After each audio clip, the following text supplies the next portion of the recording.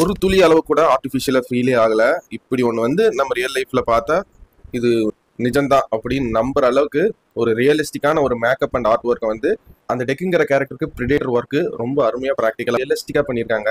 And மற்ற predator படங்கள் compare பண்ணும்போது இதில் ஹியூமர் அண்ட் எமோஷனல் கனெக்ட்டுங்கிறது ரொம்ப அதிகமாகவே இருக்குது. அந்த படத்தோட சினிமோட்டோகிராஃபி விஎஃப்எக்ஸ் ஒர்க் ரொம்ப ஃப்ளாலஸான ஒர்க்கு, எங்கேயுமே குறைன்னு ஒன்று கண்டுபிடிக்க முடியாத அளவுக்கு ஒரு டீடைல்டு விஎஃப்எக்ஸ் அண்ட் சினிமோட்டோகிராஃபி பண்ணியிருக்காங்க.